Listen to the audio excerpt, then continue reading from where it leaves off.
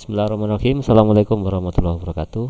Baik, di bagian 2 eh, materi pengelolaan kelas menggunakan Moodle, saya akan mengenalkan macam-macam kegiatan belajar di LMS Moodle yang ada dua kemarin, yaitu yang pertama activity dan yang kedua eh, resource ya. Jadi di resource itu nanti kita bahas dulu hari ini. Ada beberapa jenis yang bisa kita gunakan. Yang pertama book, file, folder, IMS nanti kita bahas belakangan. Kemudian ada label, page, dan URL. Bapak Ibu sekalian, sebelum masuk ke materi, saya kembali mengingatkan bahwa di dalam Moodle itu Bapak Ibu bisa memantau online user yang sedang online, berapa orang bisa dipantau. Nah, Bapak Ibu langsung saja memasuki atau mengakses kelas yang ingin ditambahkan aktivitinya. Kita gunakan kelas pelatihan seperti ini. Nah, ada fitur lagi Bapak Ibu yang di sebelah sini, course section. Ini berguna kalau nanti mata pelajarannya atau topiknya terlalu banyak, sehingga kalau di scroll itu lama. Ada shortcut atau dashboard di sebelah kiri atas. Nah, posisi seperti ini Bapak Ibu hidupkan dulu turn editing on-nya, sehingga bisa menambah, mengedit, merename, dan sebagainya. Baik, saya kenalkan dulu beberapa activity yang ada di beberapa resource yang ada di Moodle ya. Ada book, file, folder, label, page, dan URL yang tadi itu. Kemudian penambahannya di sini Bapak Ibu ya. Ini sudah saya buatkan contoh-contoh penggunaan dari resource tadi. Jadi yang pertama ini link, Bapak Ibu bisa lihat simbolnya di sini sesuai tema, jadi simbolnya bisa berubah-ubah. Yang resource ini jadi ada URL, ada page, label, dan seterusnya. Nah, contoh pertama ini saya gunakan URL. Jadi untuk melihat kontennya kita bisa klik edit, kemudian edit setting. Nah, konten URL seperti ini. Ada nama, kemudian ada eksternal URL, ini bisa dipaste dari, ini saya ambilkan contoh dari YouTube.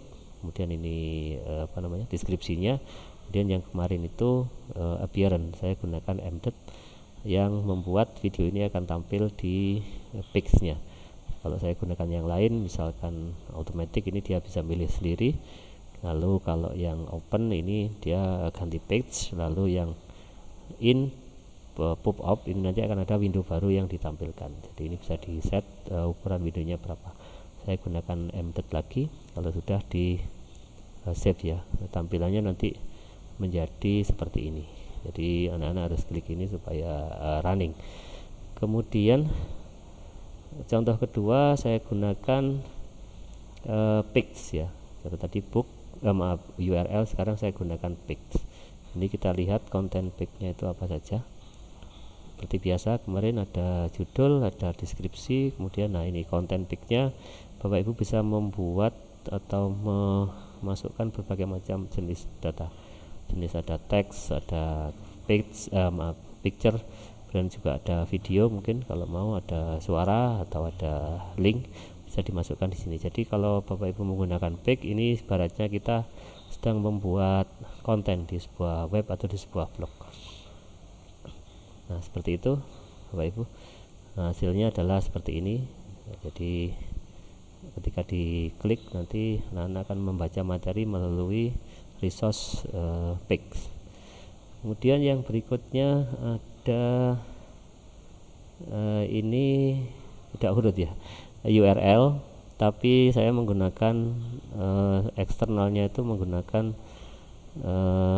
file kemarin. Jadi saya menggunakan file, saya menggunakan link dari Google Drive, tapi modenya embed ya, tetap mode embed. Nah, hasilnya adalah seperti ini. Nah, seperti ini.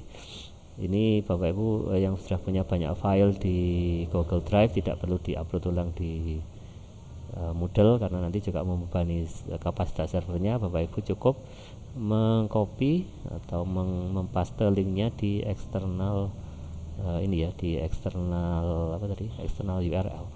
Jadinya seperti tadi itu. Oke, yang berikutnya ada nah ini juga masih URL, tapi ini saya modenya pakai external link yang dari Google juga, tapi saya pakai mode pop-up, in pop-up. Jadi nanti hasilnya seperti ini ketika seperti ini berupa link. Ini kalau anak-anak klik atau bapak ibu guru klik nanti ditampilkan, moga-moga tampak ya, oh nggak tampak maaf, akan ditampilkan pop-up baru ya di Windows-nya bapak ibu. Oke, dicoba saja nanti sendiri.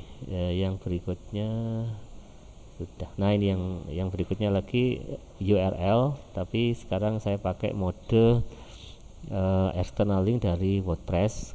Peer-nya pakai embed, itu hasilnya seperti ini. Oke ya,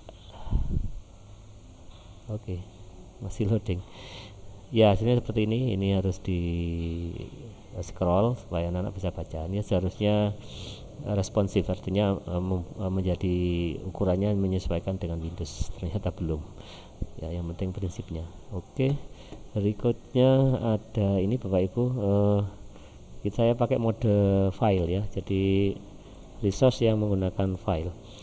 Nah resource-nya file, kemudian judul, deskripsi seperti biasa. Ini bapak ibu harus mengupload file di area ini.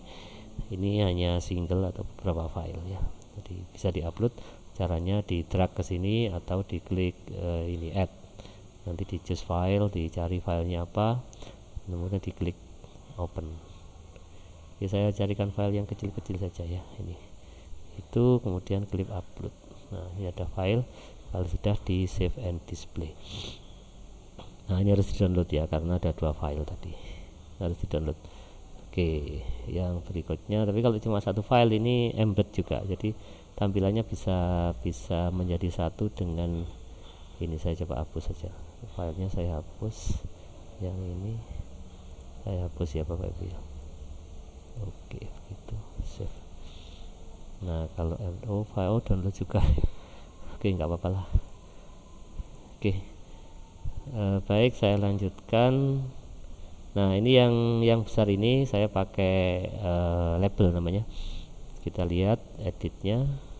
Nah label seperti ini, karena ini HTML editor, maka bapak ibu bisa merubah hurufnya, merubah ukuran, merubah miring atau bold dan sebagainya.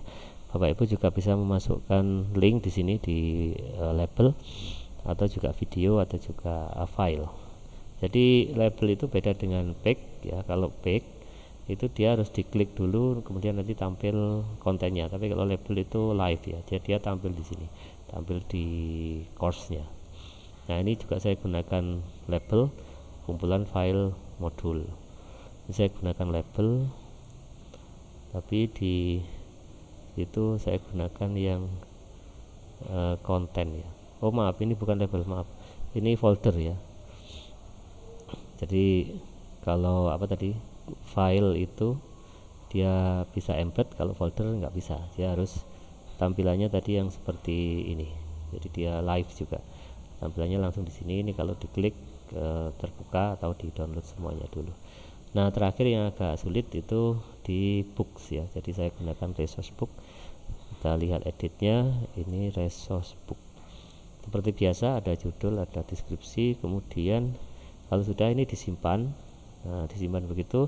Nah nanti di sisi sini bapak ibu bisa menambahkan bab ya. Cara menambahkan babnya diklik plus ini, jadi diklik positif ini, tanda plus, itu bapak ibu bisa menambahkan bab. Misalkan saya buat bab 3 gitu.